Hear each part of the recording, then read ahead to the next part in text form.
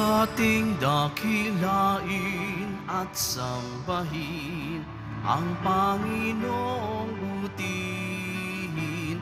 Ialay mga awitin sa piging na handog niya sa atin. Tayo'y magbigay galang sa Diyos na sa atin ay lalang.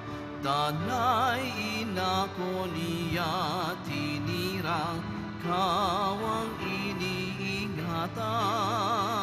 Ating dakilain at sambahin ang Panginoong butihin. Ialay mga awitin sa piging na handog niya sa atin. Simulan natin ang ating pagdiriwang sa ngalan ng Ama at ng Anak at ng Espiritu Santo. Amen. Ang pagpapala ng ating Panginoong Hesukristo, ang pag-ibig ng Diyos Ama at ang pakikipagkaisa ng Espiritu Santo naway sumainyong lahat. At sumaiyo rin. Mga kapatid, tinipon tayo bilang kaanib ng angka ng Diyos. Kaya dumulog tayo sa mawaing Panginoong nagpapatawad ng lubos.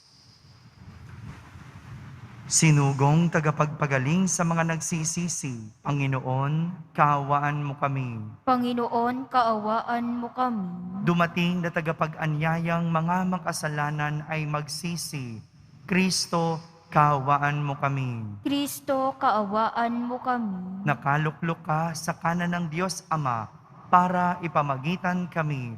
Panginoon, kaawaan mo kami. Panginoon, kaawaan mo kami. Kaawaan tayo ng makapangyarihang Diyos, patawarin tayo sa ating mga kasalanan at patnubayan tayo sa buhay na walang hanggan. Amen. Manalangin tayo. Ama naming makapangyarihan, nililingap mo ang mga walang inaasahan kundi ikaw. Hindi maidarangal at hindi magiging banal. Ang sino mang sa iyo ay napapawalay.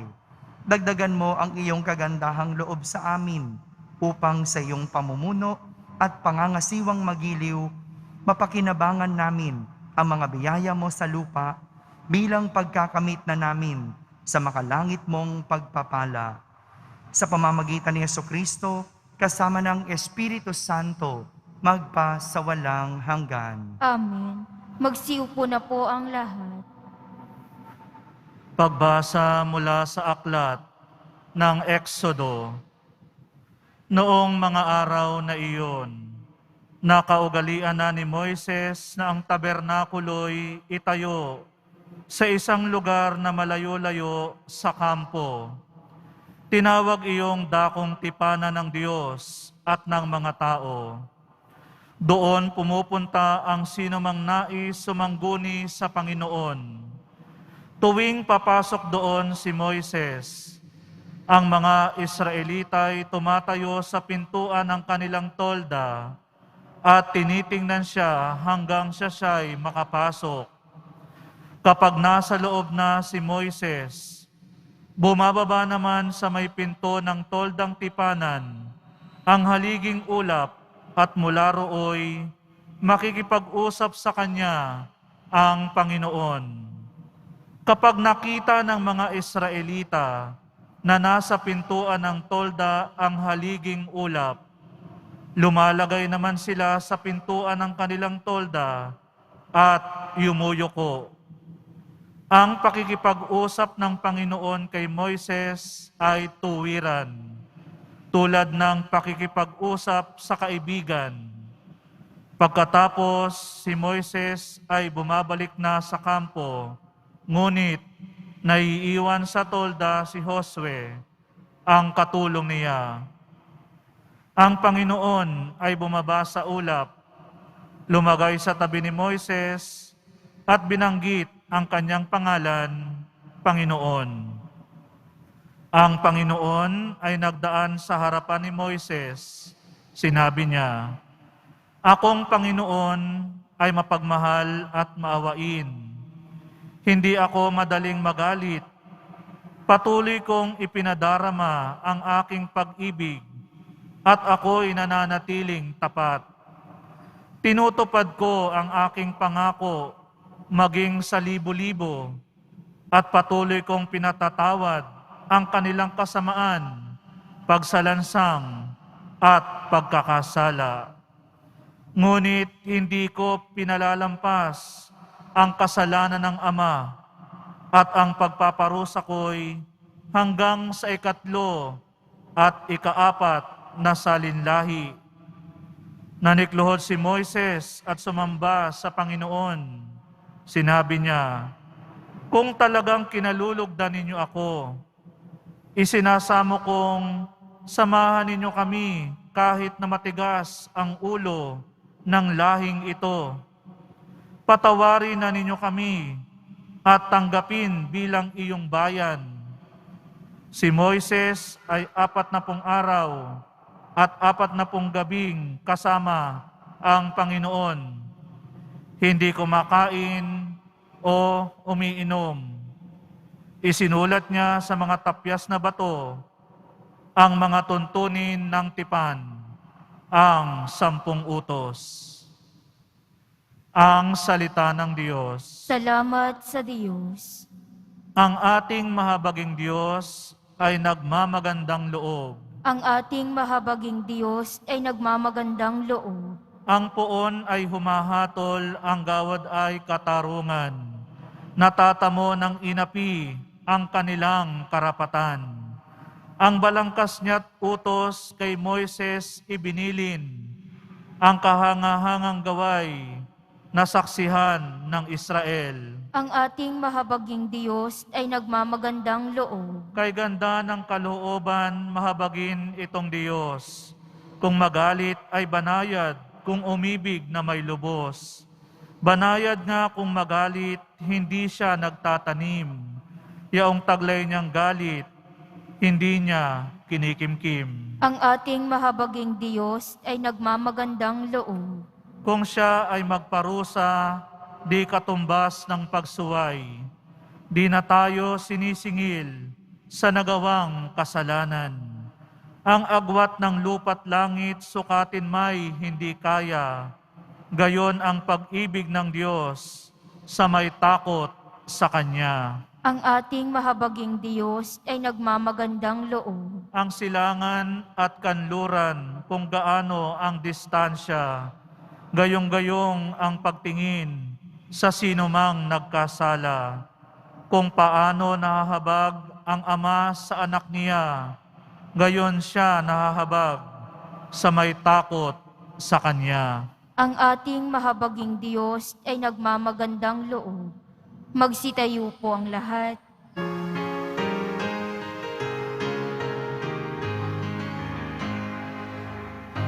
Alleluia,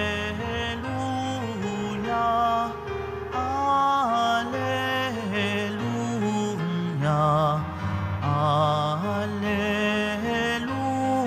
Alleluia, Alleluia. Salita ng Diyos ang buto na tanim ni Jesucristo upang tumubo sa tao. Alleluia, Alleluia, Alleluia,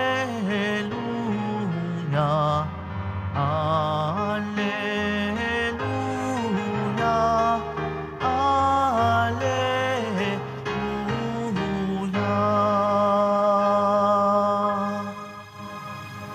Sumainyo ang Panginoon. At sumaiyo rin. Ang mabuting balita ng Panginoon ayon kay San Mateo. Papuri sa iyo, Panginoon.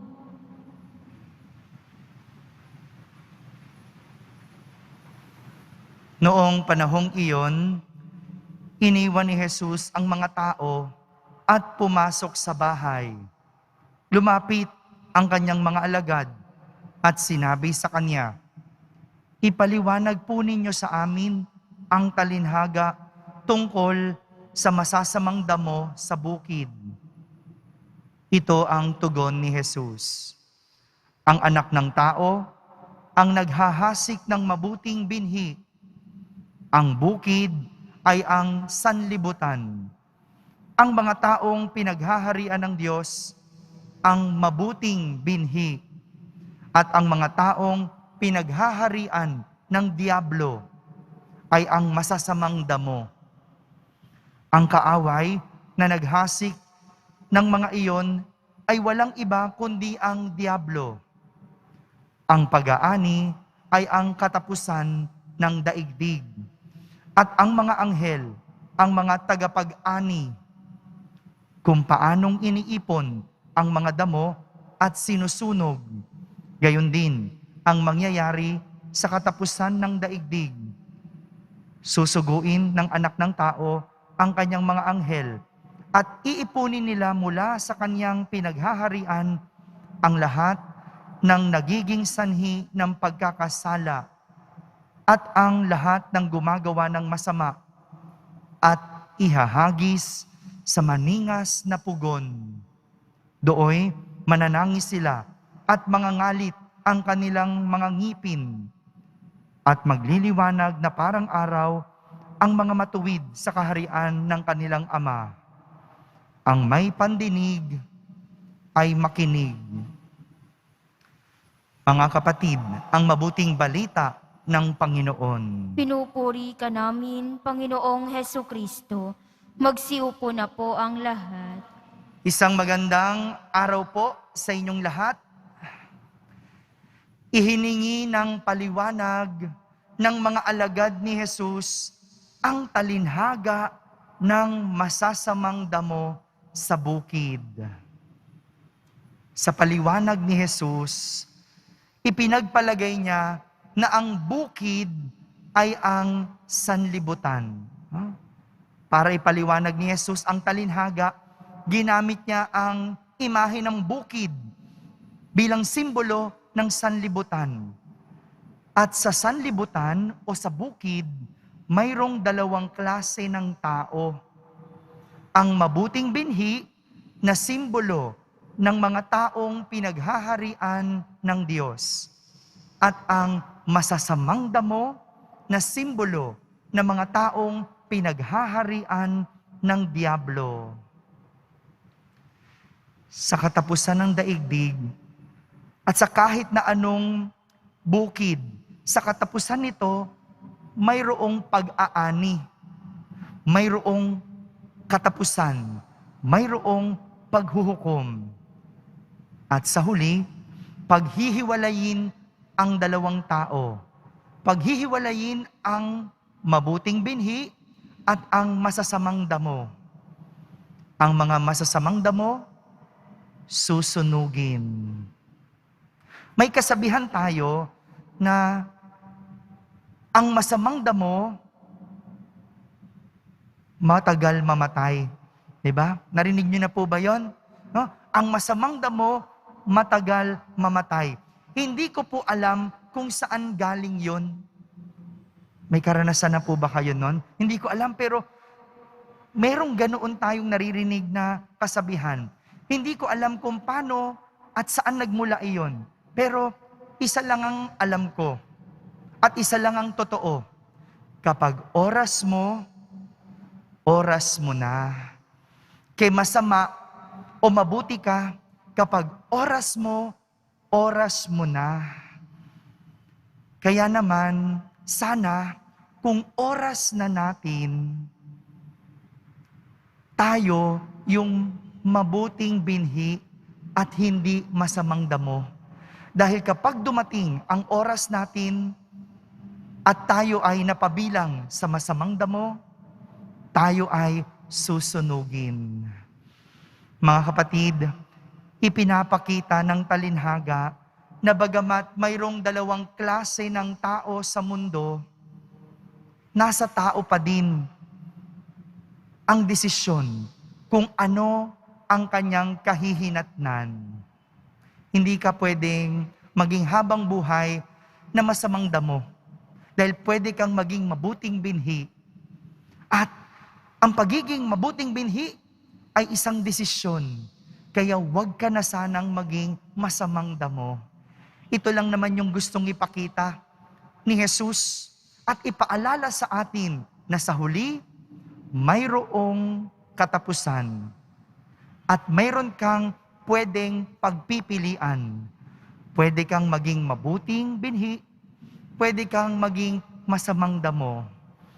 Nawa, sa lahat ng ating gagawin, lagi nating aalalahanin ang dalawang pagpipilian. Ang pagiging mabuting binhi at pagiging masamang damo. Hindi totoo na ang masamang damo matagal mamatay. Pero ang totoo, kapag oras mo na. At hari nawa, kapag dumating ang oras, tayo, yung mabuting binhi na ihihiwalay sa mga masasamang damo. At ang masasamang damo, sa huli, susunugin. Amen.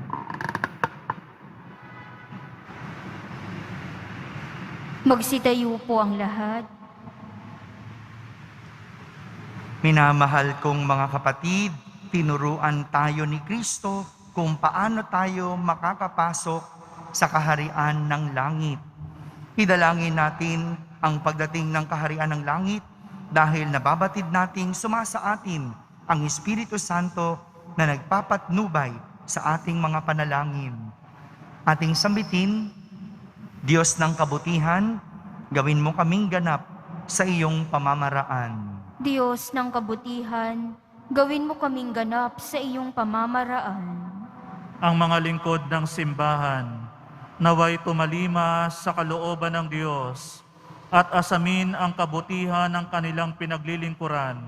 Manalangin tayo. Diyos ng kabutihan, gawin mo kaming ganap sa iyong pamamaraan. Ang mga pinagkatiwalaang magdulot ng katarungan at maisakatuparan ang mga batas, naway tumingin kay Kristo bilang bukal ng karunungan.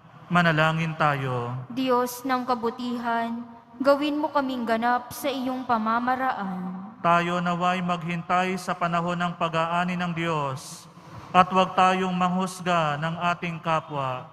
Manalangin tayo. Diyos ng kabutihan, gawin mo kaming ganap sa iyong pamamaraan. Ang mga matatanda, naway ating maalalayan sa pamamagitan ng ating pagiging maalalahanin at palakaibigan.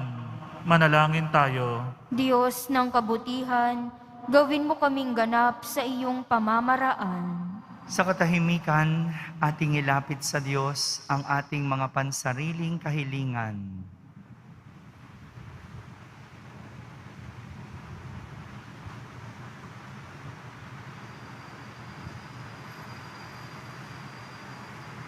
Manalangin tayo. Diyos ng kabutihan, gawin mo kaming ganap sa iyong pamamaraan. Panginoon ng langit at lupa, pakinggan mo ang mga hinaing ng iyong bayan. Hinihiling namin ito sa pamamagitan ni Kristo na ating Panginoon. Amen. Magsiupo na po ang lahat.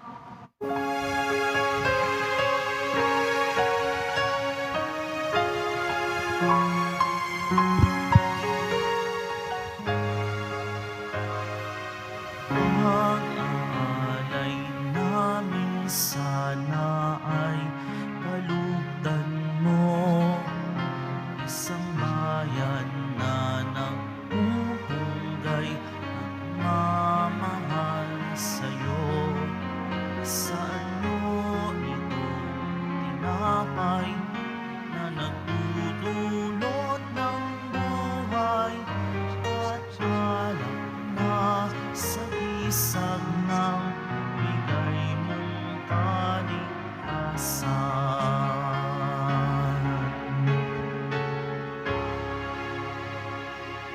Magsitayo po ang lahat. Manalangin kayo mga kapatid upang ang paghahain natin ay kalugdan ng Diyos amang makapangyarihan. Tanggapin nawa ng Panginoon itong paghahain sa iyong mga kamay, sa kapurihan niya at karangalan sa ating kapakinabangan at sa buong sambayanan niyang banal. Ama naming lumikha, tanggapin mo ang mga alay na sa iyo rin nagmula at ngayon ay aming ginaganap sa iyong dambana upang sa aming ginaganap na pagdiriwang ang iyong paglingap ay magtaguyod sa tanan at magpabanal sa aming pamumuhay sa kasalukuyan at mag-akay sa amin sa ligayang walang katapusan. Sa pamamagitan ni Jesucristo, kasama ng Espiritu Santo, magpa sa walang hanggan. Amen. Sumainyo ang Panginoon. At sumaiyo rin. Itaas sa Diyos ang inyong puso at diwa. Itinaas na namin sa Panginoon. Pasalamatan natin ang Panginoong ating Diyos. Marapat na siya'y pasalamatan. Ama naming makapangyarihan, tunay ngang marapat na ikaw ay aming pasalamatan. Sa iyong paglingap at kagandahang loob, ang tao'y nilikha mo at pinangasiwa sa sansinukob. Sa hangad mong siya'y iwastong lubos, siya'y pinagdusa mo sa kanyang pagtalikod. Sa iyong pagiliw, iyong ipinahintulot na makabalik siya sa pamamagitan ni Kristo Jesus. Kaya kaysa ng mga anghel na nagsisiawit ng papuri sa iyo ng walang humpay sa kalangitan, kami nagbubunyi sa iyong kadakilaan. Santo, Santo, Santo, Panginoong Diyos ng mga hukbo, napupuno ang langit at lupa ng kadakilaan mo, o sana sa kaitaasan. Pinagpala ang naparirito sa ngalan ng Panginoon, o sana sa kaitaasan. Magsiluhod po ang lahat. Ama naming banal, ikaw ang bukal ng tanang kabanalan. Kaya't sa pamagitan ng iyong Espiritu ay gawin mong banal ang mga kaloob na ito upang para sa amin ay maging katawan at dugo ng aming Panginoong Hesukristo. Bago niya pinagtiis ang kusang loob na maging handog, hinawakan niyang tinapay, pinasalamatan kanya, pinaghati-hati niya iyon, iniyabot sa kanyang mga lagad at sinabi, "Tanggapin ninyong lahat ito at kanin, ito ang aking katawan na inihahandog para sa inyo."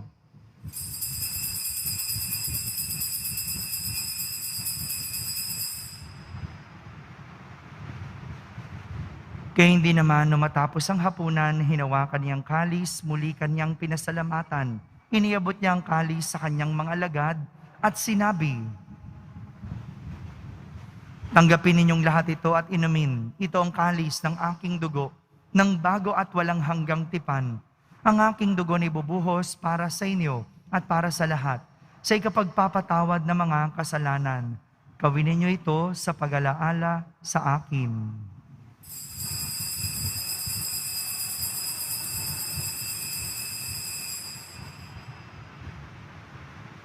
Magsitayo po ang lahat. Ipagbunyi natin ang misteryo ng pananampalataya.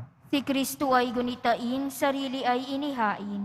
Bilang pagkait inumin, pinagsasaluhan natin hanggang sa siya'y dumating.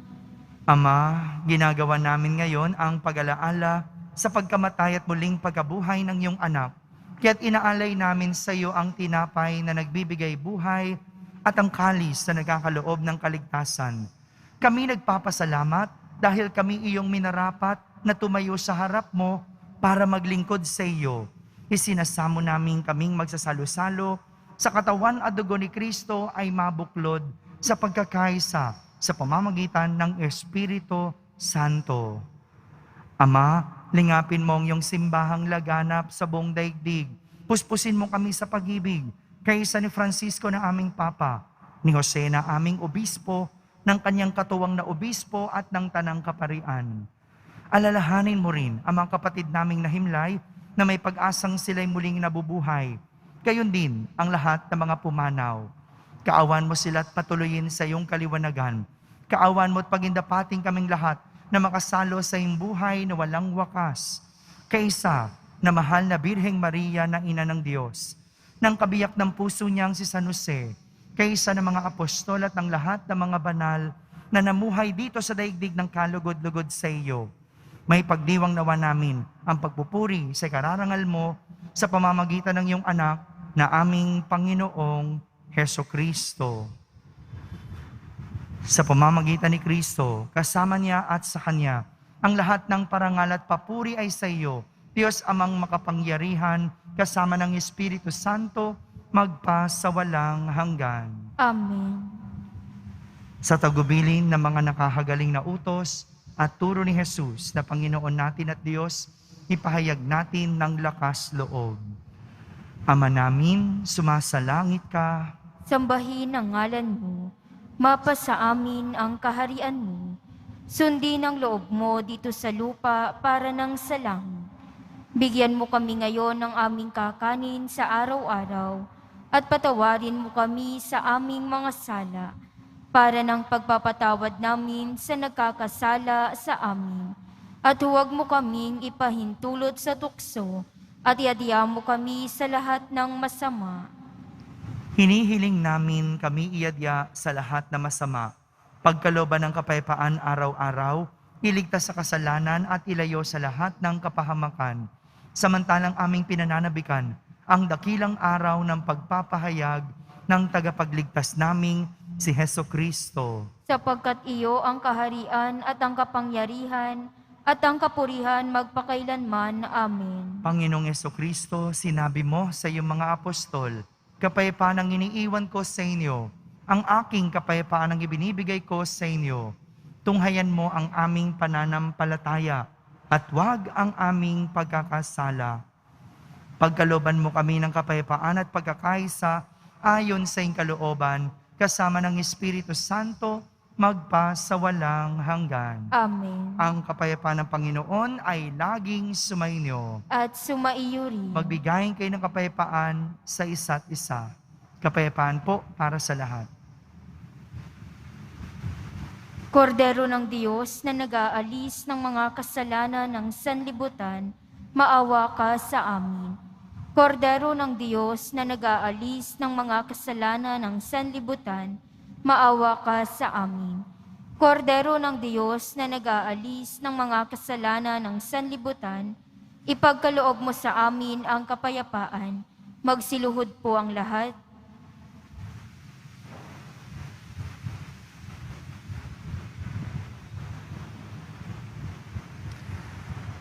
Ito ang kordero ng Diyos.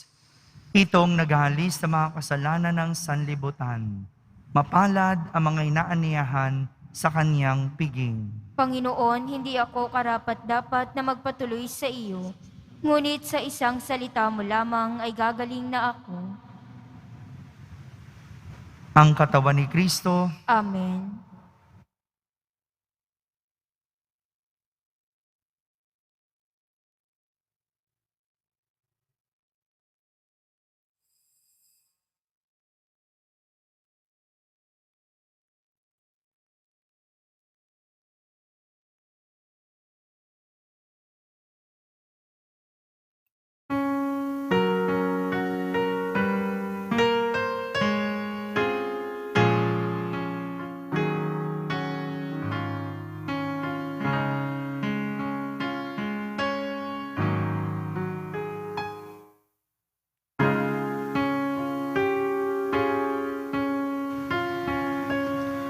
Ako'y iyong siniyasat,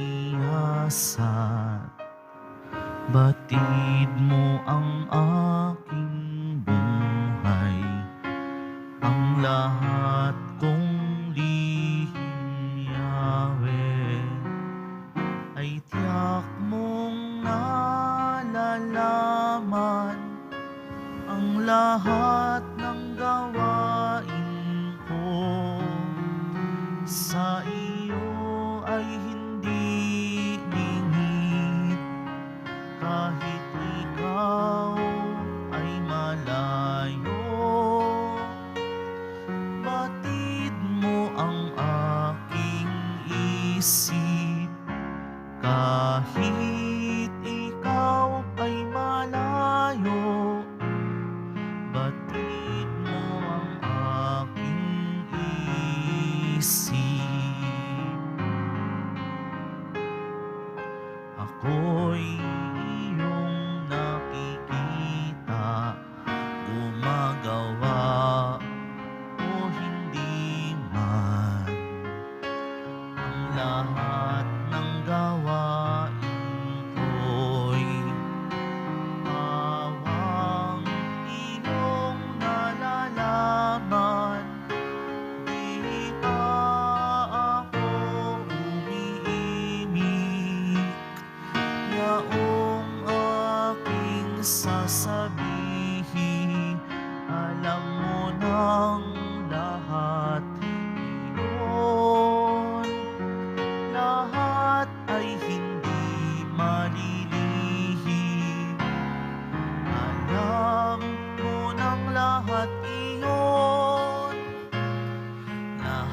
lahat ay di malilihim.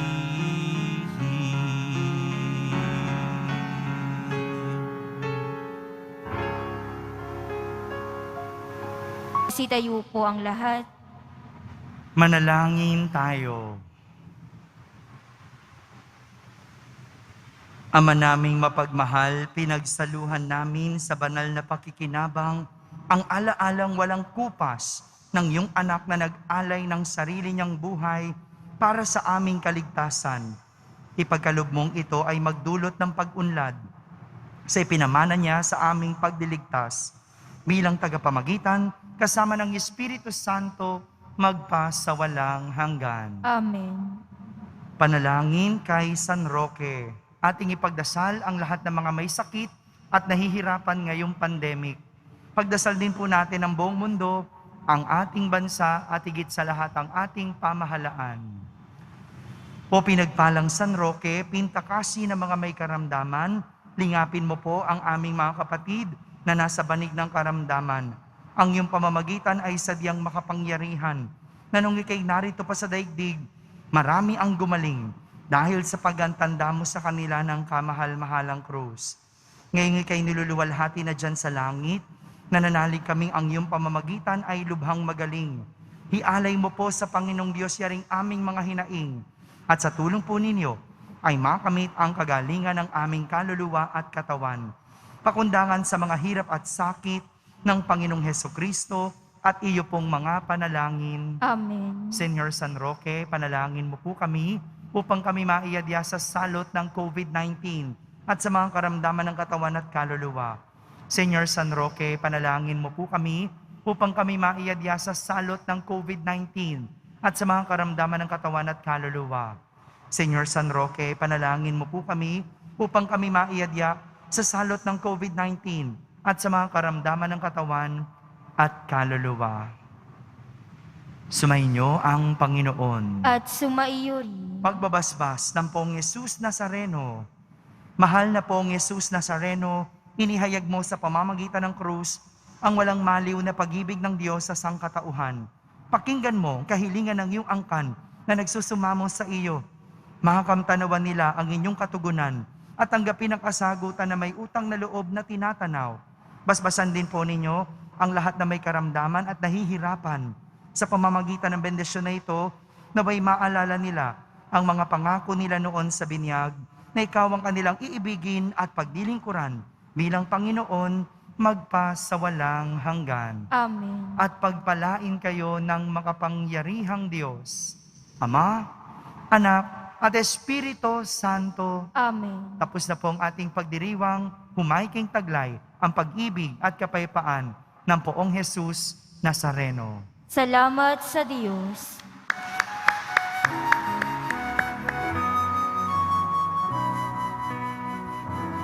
Nuestro Padre Jesus Nazareno, sinasamba ka namin.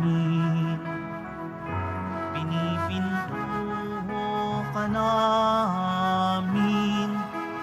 Aral mo ang aming buhay at kaligtasan.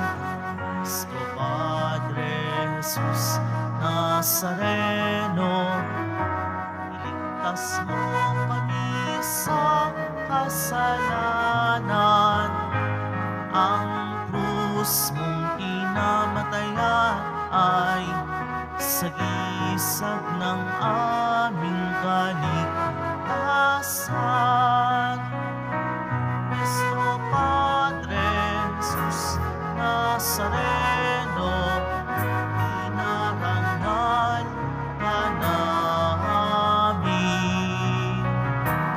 Nuestro Padre Jesus Nazareno, niluwalhati ka namin.